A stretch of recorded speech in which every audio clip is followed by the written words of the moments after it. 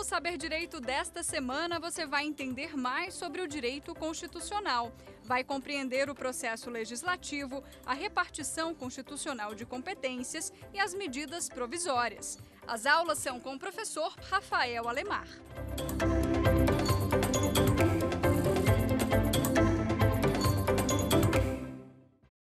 Olá, sejam bem-vindos à nossa segunda aula de Poder e Processo Legislativo aqui no canal TV Justiça, é o programa Saber Direito.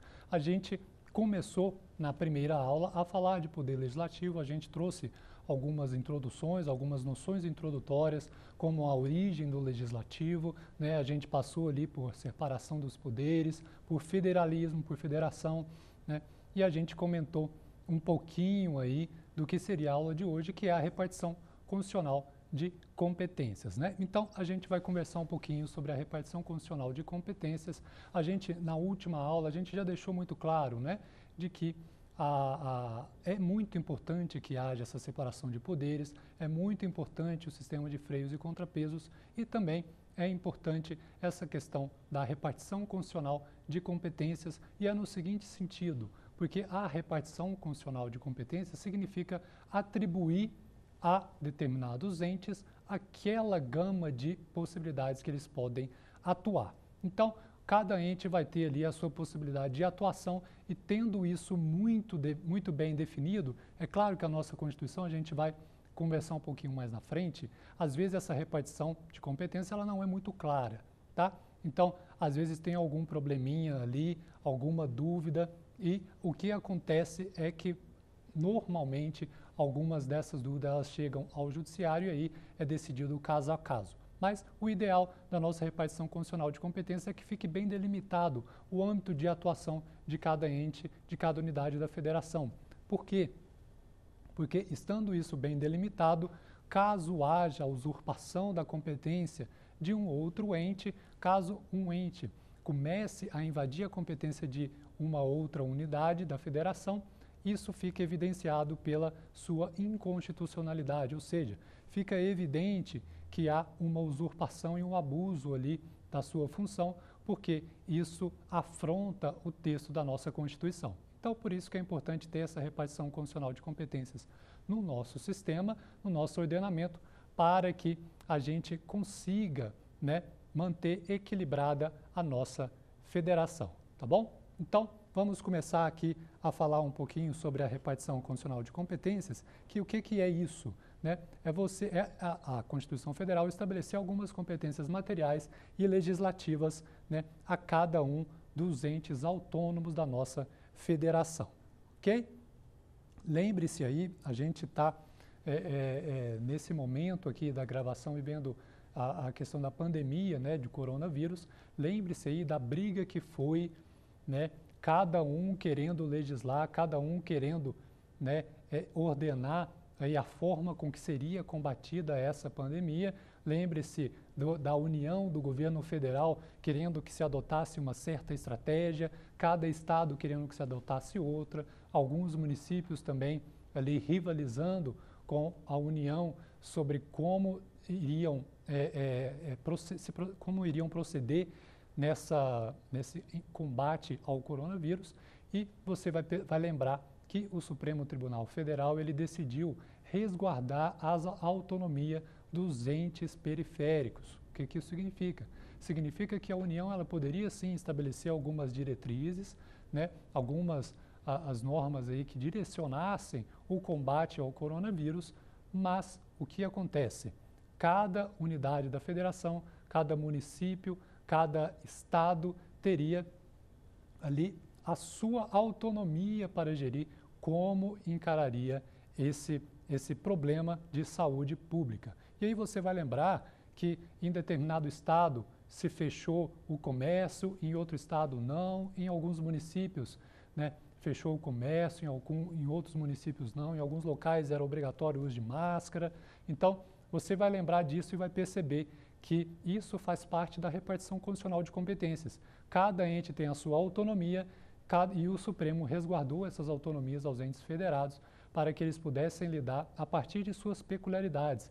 A ideia da repartição constitucional de competências é também resguardar que cada unidade da federação cumpra o seu propósito e faça suas políticas públicas de acordo com as suas peculiaridades, né? E você tinha estados aqui na pandemia que o nível aí de lotação dos hospitais estava muito alto, tinha outros lugares que estava mais tranquilo, então cada um demandava uma atuação diferente, tá?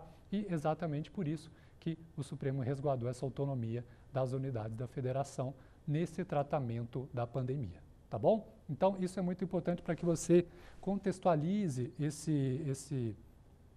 essa repartição de competências e como ela funciona na prática, tá? Então, numa ADI 5462, o ministro Alexandre de Moraes ele trouxe alguns pontos importantes, né, alguns conceitos muito relevantes sobre o tema do nosso estudo nessa aula e eu vou compartilhá-los com vocês. O primeiro conceito muito importante que ele trouxe é o conceito do princípio da predominância dos interesses, que é um princípio geral aí que norteia a repartição de competências entre os entes da federação, auxiliando o intérprete em momentos de dúvida. O que esse princípio da preponderância dos interesses ele nos ajuda na interpretação da repartição constitucional de competências?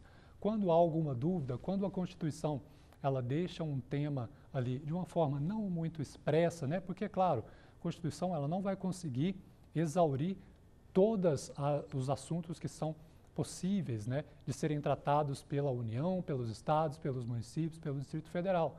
Então, ela traz ali algumas diretrizes, alguns temas mais amplos e ali no dia a dia, caso a caso, a gente vai ter algumas dúvidas de quando é a competência de cada ente. E aí existe esse princípio da preponderância dos interesses.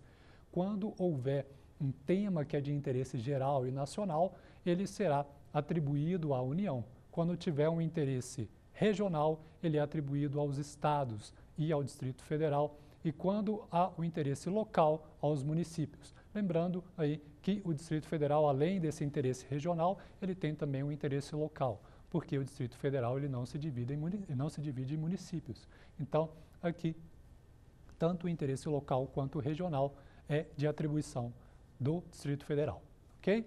Esse é um primeiro conceito que o ministro Alexandre de Moraes trouxe para a gente. Um próximo conceito muito importante, né, é o de que a Constituição de 88, ela manteve a concentração dos temas mais relevantes no Congresso Nacional. E isso a gente comentou na nossa aula 1, né, de que a ideia da separação dos poderes e a ideia da federação é de desconcentrar esse poder. Mas acontece que a nossa Constituição ela manteve no Congresso Nacional, portanto, na União, os temas mais relevantes para o nosso país. Isso a gente percebe muito na nossa prática na consultoria legislativa, que aqui do Distrito Federal, né, eu sou consultor aqui da Câmara Legislativa do Distrito Federal, e a gente percebe que há momentos ali que a gente fica um pouco engessado, a gente não pode muito atuar, porque muitas dos temas relevantes e que trazem um capital político muito importante, né, para o parlamentar, muitos desses temas são tratados em âmbito nacional. Eles são conferidos apenas ao Congresso, à União, tá? Então, algumas das coisas aí, a gente percebe essa concentração mesmo de temas de muita relevância para o Congresso Nacional debater, tá? E é isso que o ministro Alexandre de Moraes deixou para a gente nessa ADI. E ele falou o seguinte também, olha, ele disse o seguinte: nos regimes federalistas, né, em havendo dúvidas sobre a distribuição de competências, deve-se priorizar o fortalecimento das autonomias regionais e locais, assegurando-se o equilíbrio do Estado federal. Tá? Então, essa ideia que o ministro Alexandre de Moraes trouxe é a seguinte, de que, havendo dúvida na interpretação, não servindo o princípio da predominância dos interesses, né, não servindo ali a literalidade da Constituição, e mesmo assim sobrando dúvida de quem deveria atuar, de quem deveria a quem é atribuída a determinada competência, aí deve-se priorizar, né, o fortalecimento das autonomias regionais e locais para uma manutenção equilibrada da nossa federação. Tá bom? Estão acompanhando? Legal, então vamos seguindo aqui, né? E é importante que tudo isso que a gente está comentando hoje também serve para você rememorar aqueles conceitos introdutórios, né? E compreender que tudo isso que a gente está comentando fundamenta a nossa democracia e fundamenta a sua manutenção, tá? Então, não são institutos aí vazios, são institutos que trazem um material histórico muito grande e é fruto dessa evolução histórica que chegamos até aqui e é importante que haja essa manutenção das instituições, tá? E aí a gente vai partir agora para uma classificação dos modelos de repartição de competências. E o primeiro modelo é o modelo de repartição horizontal de competências. O que significa esse modelo de repartição horizontal? No modelo de repartição horizontal, distribui-se as matérias para os determinados entes de maneira estanque e isolada. Não há um ponto de contato entre essas atribuições, não há um ponto de contato entre os entes e as unidades da federação, tá? Então, você atribui caixinhas de atribuições para cada unidade da federação. Então, o Estado vai atuar dessa forma, os municípios dessa forma e a União dessa forma. Nessa repartição horizontal, a competência de um exclui a atribuição de outro, tá? Então, se você confere determinado tema a alguém, você exclui os outros desse tema também. Essa é a ideia, esse é o modelo de repartição horizontal de competências, tá? E esse modelo de repartição horizontal, ele é muito ligado ao federalismo dual, tá? O federalismo dual, ele é realmente nessa ideia de que a federação ela é formada por unidades autônomas e que cada um possui ali a sua competência que lhe é exclusiva e não há nenhum ponto de contato com as competências dos outros entes, tá? E um outro modelo da repartição de competências é um modelo de repartição vertical. Nesse modelo, há uma atividade conjunta e complementar dos entes, ou seja, há um somatório de esforços para a consecução de finalidades complexas, tá? E aí, havendo essa conjugação das atribuições de cada uma das unidades, você tem a produção de um atingimento de uma finalidade que é bem complexa e ela demanda a atuação de todas as unidades conjuntamente, tá? Então, aí nesse modelo de repartição vertical, a gente tem essa ideia que traz a um federalismo cooperativo, né? O federalismo cooperativo é justamente essa ideia de você colocar em várias unidades algumas competências que elas se tocam. Então, o Estado, a União e o município, por exemplo, eles podem atuar conjuntamente para a promoção da saúde pública, tá? Então, é nessa ideia que vem esse modelo de repartição vertical que promove o federalismo cooperativo. E aí eu te pergunto, o Brasil adota qual modelo? O modelo horizontal ou o modelo vertical? Depende. Por quê? Porque vai depender ali de qual atribuição e de qual competência que você está falando. Porque o Brasil, em sua Constituição, ele adota os dois modelos. Então, ele vai adotar o modelo da repartição horizontal quando for atribuída aí uma competência exclusiva para algum ente, né? Uma competência, por exemplo, a competência para a União de declarar guerra, né? Então, só cabe à União declarar guerra. Então, essa é uma competência exclusiva dela e ela vem nessa ideia de repartição horizontal de competências, tá? E também a nossa Constituição, ela adota o seu modelo de repartição vertical. E o modelo de repartição vertical, ele está ali nas competências concorrentes e nas competências comuns, tá bom? Então, é aquele exemplo que a gente trouxe, né, de promoção da saúde. Então, isso está ali no modelo de repartição vertical, porque cabe a todos os entes essa atuação conjunta para essa finalidade que é bem complexa de ser tratada no nosso país. Então, ela foi atribuída conjuntamente aos demais entes, formulando, né, um federalismo cooperativo nesses pontos e nessas atribuições. Perfeito? Então, vamos seguindo para a gente ir compreendendo, né, os nossos conceitos aqui. E aí, uma próxima classificação que eu trago para vocês é a classificação das competências quanto ao objeto. E aí, existe primeiro a competência material, que é aquela atribuição que é conferida ao ente para para conduzir ali e implementar políticas públicas ou atividades administrativas, por exemplo, uma competência comum de preservar as florestas, a fauna e a flora. Isso é uma competência material, é uma política pública que você vai introduzir, né? E aí o que é interessante nesse ponto é que o professor Juraci Mourão Lopes Filho, ele nos fala o seguinte, ó, ele nos diz o seguinte, que os entes que possuem determinada competência material,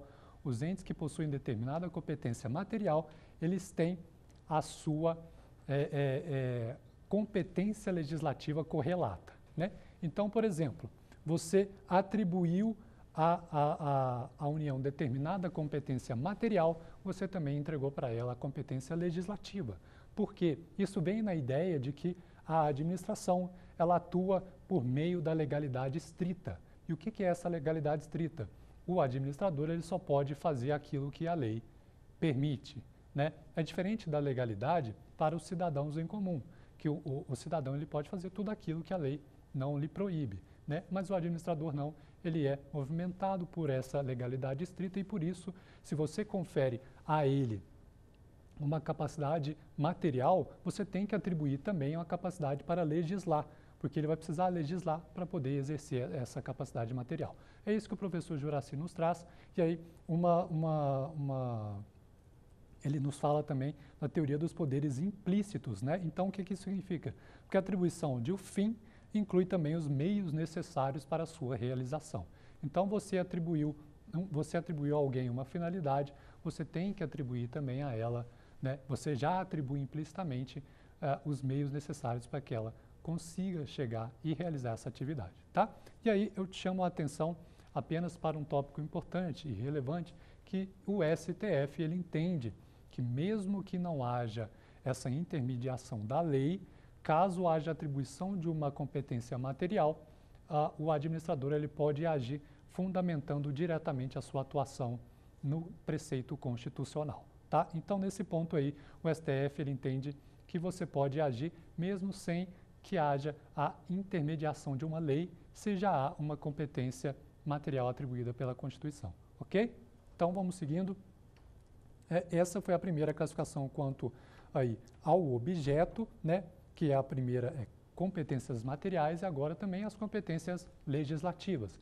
As competências legislativas, elas são aquelas relativas às atividades normativas. Então, as competências materiais, né, são ali para você implementar política pública, para você desenvolver uma atividade administrativa, e as competências legislativas são para você inovar no ordenamento, para que você elabore as suas normas. E isso são as competências legislativas, e essas são as duas classificações quanto ao objeto da competência, tá? Temos também a classificação das competências quanto ao modo de exercer. E aí, o nosso primeiro modo de exercer é em relação à competência exclusiva, quando ela é atribuída a determinado ente da federação, uma competência que é apenas para ele executá-la e ele não pode delegar essa competência, tá? Um exemplo disso são as competências materiais da União, né? E aquele exemplo que eu coloquei para vocês, né? Que cabe à União, com exclusividade, declarar paz, declarar guerra. Então, o que isso significa? Você declarando a guerra, só cabe, claro, à União fazer isso. Como é que ela vai delegar isso para alguém, né? Como é que a União vai delegar essa atribuição, essa competência material, ok? Então, competência exclusiva é essa, quando você atribui a um ente e esse ente não pode delegá-la, ok? Tem também a competência privativa, que é quando você atribui também apenas a determinado ente, mas só que a competência privativa cabe delegação, tá? Então, na competência privativa você pode delegar. E aí vem as competências legislativas da União como exemplo, né? Então, nas competências exclusivas não cabe a delegação, você atribui apenas a determinado ente e não cabe delegar. Na competência privativa você também atribui a determinado ente, mas esse ente pode delegar essa competência a alguém, tá? Essa diferenciação entre exclusiva e privativa é feita por José Afonso da Silva, tá bom? Importante que vocês percebam. um detalhe também importante que é a respeito de uma certa atecnia da nossa Constituição Federal, né? Porque ela traz ela traz lá hipóteses de competência exclusiva, né? Ela traz lá literalmente, né, escrito competências exclusivas, e em outro ponto ela traz escrito competência privativa, mas em alguns locais, como quando ela trata da competência privativa da Câmara dos Deputados, quando ela trata da competência privativa do Senado Federal, na verdade se está falando da competência exclusiva, porque eles não podem delegá-la, tá? Isso aí é uma mera atecnia aí, principalmente trazendo essas lições de José Afonso da Silva, tá bom? Próxima classificação quanto ao modo de exercer é a competência concorrente, quando ela é atribuída a mais de um ente e com predeterminação sobre a esfera de atuação de cada um. Então, na competência concorrente, diferente da exclusiva e da privativa, a competência concorrente ela é atribuída a mais de um ente, mas só que nessa modalidade de competência, você atribui a mais de um ente, mas também você traz ali as esferas de atuação de cada um dessas unidades da federação que foram atribuídas com aquela competência. Tá joia? E aí a gente traz também a competência comum. Competência comum é quando é atribuída igualmente a mais de um ente, deixando-se a esfera de atuação de cada um para aquela ideia, né, da preponderância do interesse. Então, o princípio da preponderância do interesse é que vai determinar qual que é a esfera de atuação de cada ente quando se trata da competência comum. A Constituição ela não vai trazer de uma forma pré-determinada todas essas esferas de atribuição, tá bom? Essa foi a competência comum, né, que é diferente da competência concorrente, tá? E aí existe também a competência residual, né, que é a reservada ou remanescente. Na competência residual é quando ela é atribuída a determinados entes por exclusão, né? É por exclusão do que foi já direcionado às outras unidades da federação. Então, a Constituição atribui expressamente algumas competências a determinados entes e aí, por exclusão, o que não foi direcionado para os outros entes é tido como competência residual para quem não recebeu essas atribuições, tá bom? Então, você tem essa nova classificação aí que eu estou apresentando para vocês quanto ao modelo, né, quanto ao modo de exercer a competência, que é a competência residual, tá? E é a competência dos estados, em regra, né? A gente vai comentar sobre isso mais adiante. E, por último, tem a competência suplementar, que é quando é atribuída a determinados entes a capacidade de complementar as regras gerais previamente estabelecidas. Então, a Constituição ela atribui as atribuições para alguns entes e para determinada competência, a gente vai ver daqui a pouquinho, ela atribui a competência de formular as regras gerais. E aí, os determinados entes possuem a capacidade de suplementar e de complementar essas regras, tá? E aí, eles atuam na sua competência suplementar, tá joia? E agora a gente vai falar sobre as competências na Constituição Federal, né? É claro que a gente não vai cuidar de todas as competências que foram elencadas na nossa Constituição. A gente vai pensar só apenas algumas para a gente destacar e trazer alguns comentários ali para que você consiga compreender todas essas classificações que a gente trouxe e agora com a gente olhando a Constituição, a gente vendo a Constituição, a gente vai perceber e vai possibilitar aí clarear um pouquinho para vocês todas essas classificações que a gente trouxe, tá? Então, primeira competência que a gente vai tratar, ela está no artigo 21 da Constituição. Se você estiver aí com a sua Constituição por perto, traga ela que a gente vai precisar agora, a gente vai ler alguns dispositivos e é bom que você acompanhe, que fica mais fácil para você compreender tudo aquilo que a gente vai trazer, tá? Então, o primeiro ponto é a competência material exclusiva, né? Portanto, da União, ela está no artigo 21 da Constituição Federal, se você quiser abrir aí para acompanhar. E um primeiro inciso, né, um primeiro item que a gente vai comentar é o inciso 2, que é declarar a guerra e celebrar a paz. A gente até já comentou, né? E também o inciso 4, ele fala o seguinte, ele fala que é uma competência da União permitir, nos casos previstos em lei complementar, que forças estrangeiras transitem pelo território nacional ou nele permaneçam temporariamente, tá? O que é importante a gente comentar desse inciso é que compete à União e, nesses dois casos, a atuação do presidente depende do Congresso Nacional, seja autorizando o presidente a tomar determinada atitude, seja o Congresso Nacional elaborando uma lei complementar, né, que já autorize de antemão o presidente a agir. Tá? Então, nesses dois casos, que são de extrema importância e relevância para a gente, né, que é de extrema importância e relevância para a manutenção da nossa integridade enquanto nação, eles dependem tanto de uma atuação do Executivo quanto a atuação do Poder Legislativo. Tá? O próximo item que a gente vai comentar é o inciso 6, que é autorizar e fiscalizar a produção e o comércio de material bélico. Tá bom?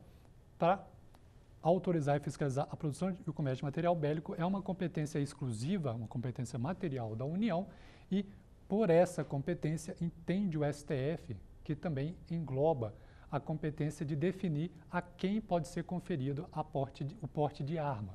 Tá? Então, o STF entende, isso está na ADI 2729, né, que essa competência atribuída à União, ela se reflete também na competência para acerca da circulação em território nacional, né, do material bélico, e aí envolve o porte de arma. Ou seja, um Estado ele não pode atribuir o porte de arma a determinada autoridade. Né? Quem pode fazer isso é a União e cabe de forma exclusiva à União tratar sobre esse assunto, tá bom? Lembre-se sempre de que quando a gente traz essas hipóteses de competência material, né, a gente está lembrando daquela teoria trazida pelo professor Juraci, de que entregando uma competência material, a competência legislativa correlata também é desse mesmo ente, tá bom? Então lembre-se sempre disso. Próximo inciso que a gente vai comentar desse artigo 21 é o inciso 12, se você está com a sua Constituição, olha lá. Explorar diretamente ou mediante autorização, concessão ou permissão os serviços de radiodifusão sonora e de sons e imagens. Você vai lembrar que o presidente, né, o presidente Bolsonaro, ele se envolveu aí em algumas discussões com a Rede Globo. E aí ele colocou, né, que ele analisaria com cuidado essa questão da renovação da concessão. E por que ele falou isso? Porque compete à União, efetivamente, né, fazer essa concessão ao serviço de radiodifusão sonora de sons e imagens. E aí envolve essa concessão que está hoje com a Rede Globo. Então vai realmente passar pela União isso. Mas um detalhe importante é que cabe ao Executivo, né, então aí no caso sofre a clara ingerência do presidente, mas também vai necessitar do aval do Congresso Nacional. Então, para que não se renove essa concessão, vai precisar que o Congresso Nacional ele aprove com, no mínimo, 2/5 do Congresso. Isso está no artigo 223, parágrafo 2º da Constituição. Então, tem uma certa razão o presidente trazer para ele essa competência, mas para que não seja renovada essa concessão, vai precisar também do aval do Congresso Nacional por 2/5, tá? Por 2/5, isso está no parágrafo 2º do artigo 223 da Constituição. Perfeito. E por que eu trago isso, trago essas informações? Porque eu gosto de deixar para vocês a importância de vocês contextualizarem tudo aquilo que vocês aprendem, todo o conhecimento que vocês recebem, porque isso fica mais fácil para vocês compreenderem a disciplina, compreenderem os temas que a gente traz para vocês nas aulas, tá? Então, quando você faz essa contextualização, você consegue perceber de uma forma melhor como está tudo funcionando, tá? Então, vamos seguindo aqui a linha E, ainda do inciso 12, né? Explorar diretamente mediante a autorização, concessão ou permissão, serviço de transporte rodoviário interestadual e internacional de passageiros. Então, aí, a empresa de ônibus que você pega para se deslocar, por exemplo, sair do Distrito Federal e ir para Minas Gerais, para ir para o Rio de Janeiro, para ir para São Paulo, essa empresa ela precisa ter aí uma autorização da União para poder operar, tá bom? para fazer esse transporte interestadual, esse transporte rodoviário, precisa do aval da União, ok? E aí o STF, né, ele já se debruçou sobre esse assunto e ele já decidiu no recurso extraordinário 21.4382 que a livre iniciativa não afasta essa obrigação, né? Então, mesmo a nossa sociedade, estando na Constituição também o valor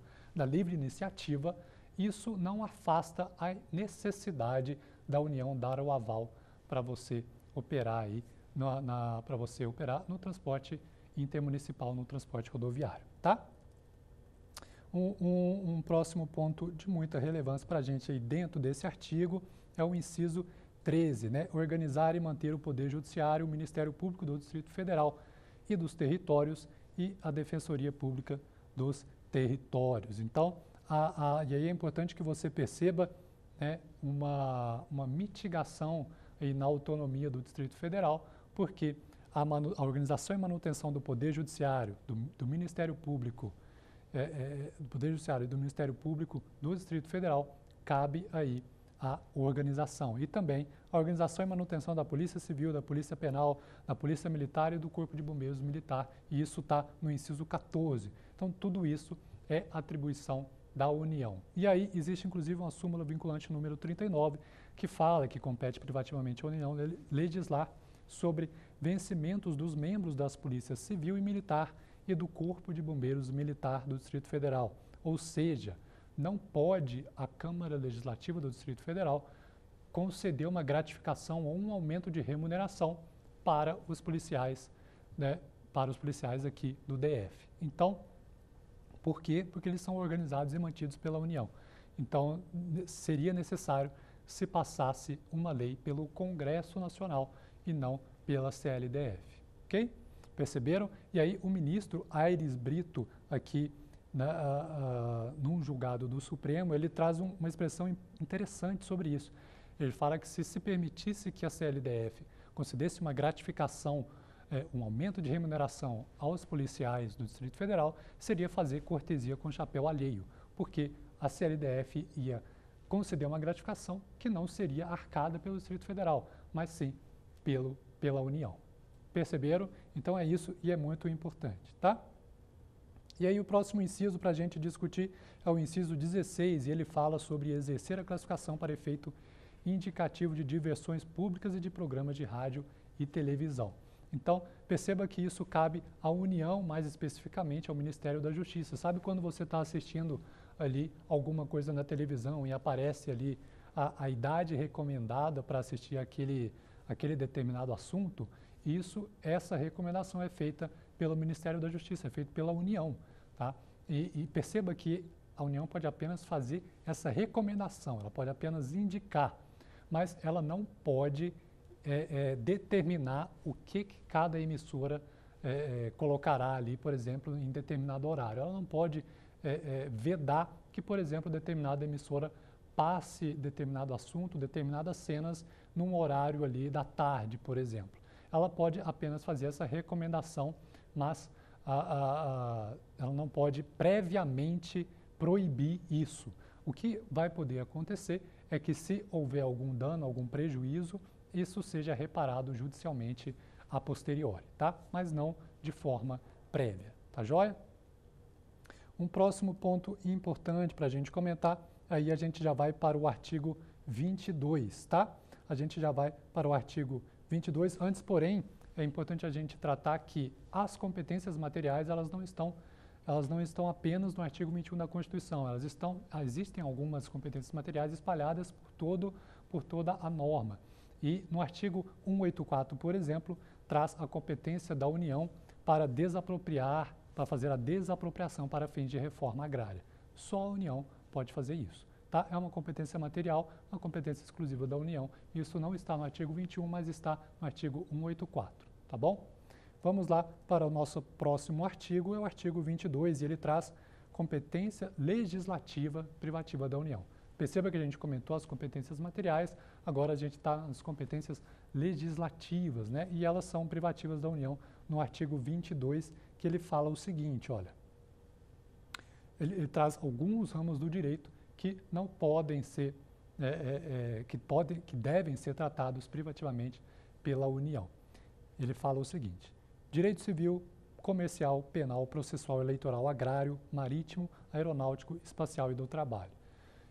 O direito civil, por exemplo, teve uma lei no Distrito Federal que ela falava o seguinte: ela determinava que os comerciantes estariam obrigados a doar os alimentos que estivessem próximo de vencer. Se está próximo da validade, de expirar a validade, ele seria obrigado a fazer a doação desse alimento. Essa lei chegou ao Supremo Tribunal Federal e o STF disse que essa lei era inconstitucional, porque ela violava justamente essa competência privativa legislativa da União que está no artigo 22.1, porque essa lei trataria sobre o direito de propriedade que está dentro de direito civil e isso, portanto, não seria possível ao Estado, não seria possível ao DF e seria uma atribuição própria e privativa da União, tá? Um próximo inciso interessante para a gente comentar, o inciso 2, que trata de desapropriação. Desapropriação. E aí é importante que você repare que a competência legislativa, nesse ponto aqui, no inciso 2, é para desapropriação em geral, tá? Porque o artigo 184 da Constituição que a gente comentou traz a competência material da União, que é exclusiva, para tratar sobre desapropriação para fins de reforma agrária. Mas agora a gente está tratando de uma competência legislativa, uma competência para elaborar normas. E aí abrange desapropriação em geral. Só a União pode tratar sobre esse tema, só a União pode tratar de forma privativa sobre esse tema, tá? E aí teve também uma lei daqui do Distrito Federal que ela condicionava a desapropriação à aprovação da CLDF, da Câmara Legislativa do DF. E essa lei chegou ao Supremo e o Supremo declarou a sua inconstitucionalidade por ela violar aí a separação dos poderes e também por ter essa inconstitucionalidade formal, tá?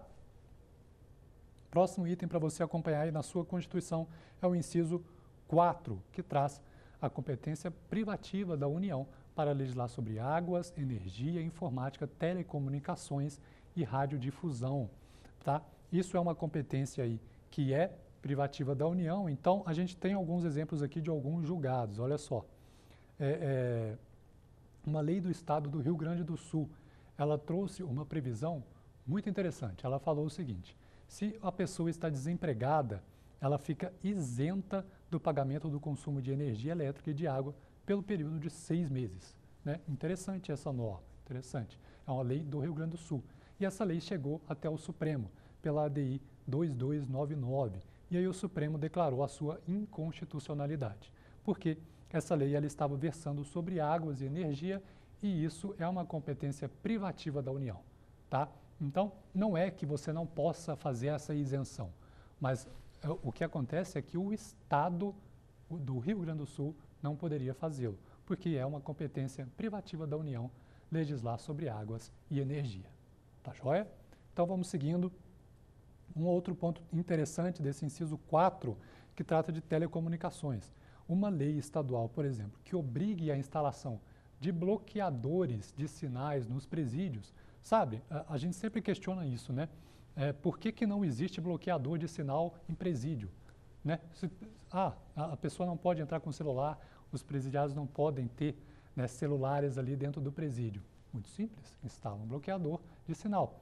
Acontece que alguns estados já tentaram fazer isso por meio de lei, e essa lei chegou ao Supremo, e o Supremo disse que é inconstitucional, porque o inciso 4 do artigo 22 da Constituição diz que compete privativamente à União legislar sobre telecomunicações. Tá bom? Isso está na ADI 5253. Então, para que seja feito, é preciso que o Congresso Nacional faça essa lei. Tá? Inciso 5 traz aí a questão do serviço postal. Olha só, tem um caso interessante da lei do município de Cuiabá, no Mato Grosso. O município de Cuiabá, né, ele trouxe uma previsão normativa de que a entrega e distribuição de correspondências ela seria proibida em determinado horário, né, sob pena de multa e cancelamento do alvará de funcionamento. o Supremo entendeu isso inconstitucional, porque estaria legislando sobre o serviço postal, que é uma competência privativa da União. Tá joia? Muito bom, vamos seguindo aqui para os nossos incisos, para a gente ir comentando. Né? A gente traz aí o inciso 18. Vai lá para o inciso 18 do artigo 22 da Constituição. A gente está tratando sobre a competência legislativa privativa da União. No inciso 18, traz lá que compete privativamente à União legislar sobre sistema estatístico, sistema cartográfico e de geologia nacionais. Uma aplicação prática importante e que já chegou ao Supremo, está na ADI 158, é que lei estadual não pode, por exemplo, extinguir o horário de verão. Né? Você tem aí o horário de verão, que agora não está mais acontecendo no nosso país nesse ano. Os estados, eles não podem, cada estado determinar, olha, aqui não vai ter horário de verão, aqui está proibido isso não vai acontecer. Não pode ter isso porque compete privativamente à União legislar sobre aí o sistema estatístico, cartográfico e de geologia nacionais, e isso inclui a legislar sobre o horário de verão, tá bom? Então, é por isso que isso depende de uma legislação uniforme e nacional, tá? Então, o próximo item que a gente vai comentar é o inciso 20, olha aí, sistemas de consórcios e sorteios. Cabe à União legislar privativamente sobre isso. Isso não significa, isso é uma decisão bem recente do Supremo na DPF 492, não significa que os estados não possam ter uma loteria estadual, por exemplo. Eles podem, mas eles não podem legislar sobre isso. Isso significa o quê? Que cabe apenas à União, por exemplo, estabelecer as modalidades de loteria que são possíveis no nosso país. Legal? Mas isso não exclui a possibilidade dos estados formularem e explorarem as loterias nos seus territórios. Tá joia? Próximo item aí é o item 27, e ele fala sobre normas gerais de licitação e contratos, né? E isso é muito interessante porque os estados, você vai perceber que eles legislam sobre legislação, mas eles trazem apenas normas de caráter específico. Eles não vão trazer normas de caráter geral, porque isso é uma competência da União. Ou seja, um município, um estado, eles não podem legislar sobre quais são as hipóteses de dispensa de licitação. Um estado ele não pode trazer uma nova hipótese de inexigibilidade de licitação, porque isso é uma norma geral e cabe, portanto, apenas à União. Legal? Um outro ponto, né, importante aí para a gente tratar é sobre o parágrafo único desse artigo 22, que ele diz o seguinte, ele diz que lei complementar poderá autorizar os estados a legislar sobre questões específicas das matérias relacionadas neste artigo. Então, o parágrafo único, ele vai trazer o seguinte, ele vai falar o seguinte, lei complementar, então, já começa uma advertência, né? Precisa de ser uma lei complementar, ela vai autorizar os estados a legislar sobre questões específicas das matérias relacionadas neste artigo. Então, e os estados aqui incluem também o Distrito Federal, tá? Deixando de fora apenas os municípios. Então, uma lei complementar, ela pode atribuir competências específicas para os estados legislarem. A lei complementar ela não vai poder, por exemplo, pegar o inciso 10 e falar, toma, você pode legislar sobre o inciso 10. Não, ela vai trazer apenas um aspecto específico que o estado vai poder legislar, ok? E aí você vai perceber, né, que a Constituição ela conferiu poder apenas para editar normas gerais, né, à União.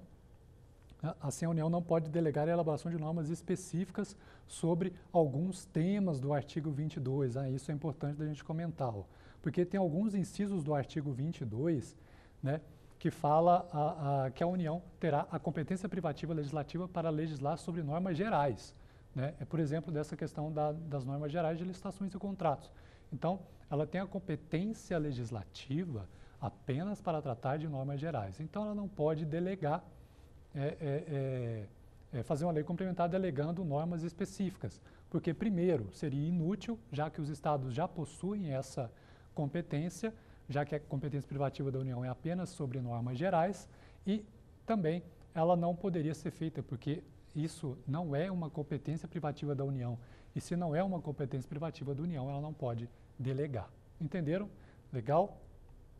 Então, esse aí foi o artigo 22 e já temos um exemplo dessa aplicação do artigo 22, que é a Lei Complementar número 103 de 2000, e ela fala que ela autorizou os estados e o Distrito Federal a fixarem piso salarial dos profissionais de acordo com suas atividades, com suas realidades regionais. Legal? Então, a gente tem aí essa questão do direito do trabalho que foi delegada, que foi possível, né, que os estados falassem sobre esse aspecto específico sobre direito do trabalho, tá? E aí é importante também que você perceba que a delegação de competência ela não significa abdicação, tá? A delegação de competência não significa que a União está abdicando de uma competência. Significa apenas que a União ela atribui aos estados a possibilidade de, por meio das peculiaridades regionais de cada estado, legislar sobre um assunto específico. Mas a União pode, a qualquer momento, trazer de volta para si essa sua competência. Então, a qualquer momento, ela pode legislar sobre aquilo, tá? Ela não abriu mão dessa sua competência, nem poderia fazê-lo. Legal? Próximo, o artigo aí para a gente ir finalizando essa aula, ele traz sobre as competências comuns, né? É o artigo 23 da Constituição Federal, ele fala sobre as competências comuns. E o inciso 3, ele fala o seguinte, ó, proteger os documentos, as obras e outros bens de valor histórico, artístico e cultural, os monumentos, as paisagens naturais notáveis e os sítios arqueológicos. Por que eu separei esse inciso para comentar com vocês? Porque tem uma decisão do Supremo muito legal, a ADI 2544, que fala o seguinte, olha, nessa ADI foi julgada uma lei estadual que atribuía a competência, né, para proteger os documentos, as obras e tudo, e ela atribuía essa competência aos municípios, meio que se demitindo dessa competência, né? Ela falou, olha, é competência do município falar sobre isso. E aí o Supremo, ele veio tratar desse assunto, dessa ADI, e ele disse que não, você não pode se demitir de uma competência comum. Você não pode atribuir essa competência a uma unidade federativa, meio que se excluindo disso, né? Por quê? Porque as competências constitucionais, elas são irrenunciáveis, tá bom? Então, é importante que você fique com essa ideia aí, é importante que você perceba essa ideia da irrenunciabilidade das competências, tá legal? Aqui para a gente já ir, portanto, encerrando a nossa aula, a gente vai tratar, começar a tratar aí das competências concorrentes, a gente vai terminar de tratar sobre isso na próxima aula, tá bom? Mas a competência concorrente é importante que ela venha ali no artigo 24. Se você já quiser ir dando uma olhada antes da gente ir para o nosso próximo tema, para a nossa próxima aula, é legal você dar uma olhada, uma lida no artigo 24, que a gente vai estudá-lo no nosso próximo encontro, tá? E ele fala sobre as competências concorrentes, legal? Então, a gente vai agora para as nossas perguntas. Pergunta número 1, para que você teste aí se você aprendeu alguma coisa dessa aula. Pergunta número 1.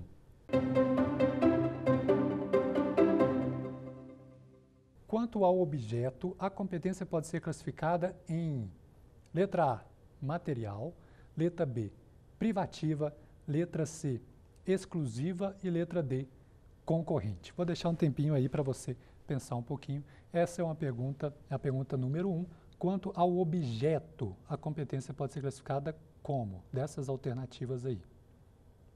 A resposta é a letra A, material, né? Essa é a única opção ali que traz o objeto, né? Uma classificação quanto ao objeto da competência. As demais, como você vai lembrar, quanto ao modo de exercer, que é o modo ali, a competência privativa, a competência exclusiva e a competência concorrente. Então, quanto ao objeto de exercer essa competência, você vai ter apenas ali a alternativa A, que é a competência material. E aí você vai lembrar que a competência material, ela se reflete na atribuição de algumas competências, né, a competência de você instituir alguma política pública, competência para você realizar alguma atividade administrativa. É isso que se trata, é disso que se trata a competência material e ela é classificada quanto ao objeto, tá bom? Então, essa classificação quanto ao objeto, legal? Vamos agora para a segunda questão,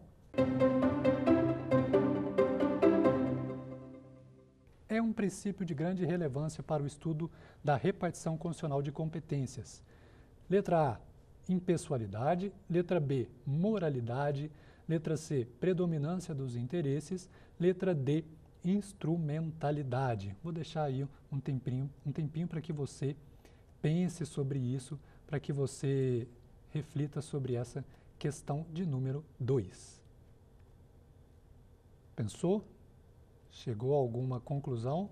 Então, a resposta é a letra C, predominância dos interesses, ou seja, é um princípio de grande relevância para o nosso estudo da repartição constitucional de competências, a princípio da preponderância dos interesses. E esse princípio, como a gente colocou, né, ele foi muito bem elaborado no voto do ministro Alexandre de Moraes, aqui do STF. Ele colocou isso para a gente lá também, né, além da doutrina, além de outras decisões, né, da jurisprudência. Eu trouxe esse assunto especificamente num voto muito bom proferido pelo ministro Alexandre de Moraes. E ele falava justamente desse princípio da preponderância dos interesses. E esse princípio, ele nos traz a noção de que, caso haja uma dúvida na interpretação de qual a competência, né, que será exercida naquele momento sobre aquele tema,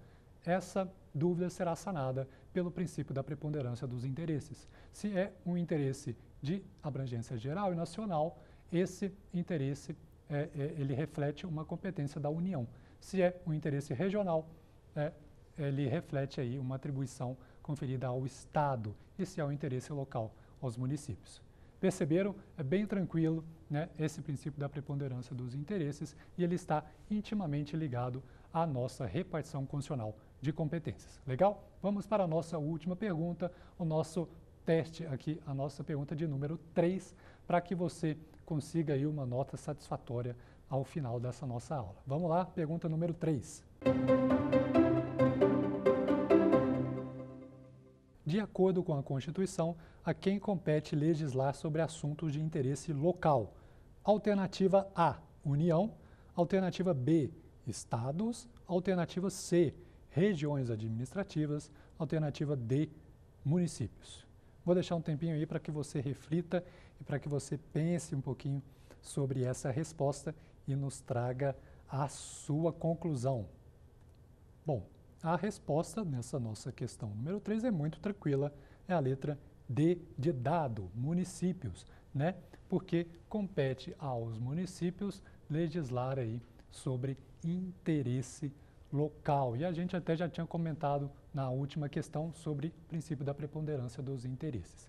Tá, joia? Então, essas foram as perguntas que eu selecionei para vocês, e você deve ter reparado que a alternativa C, coloquei regiões administrativas. O que é isso?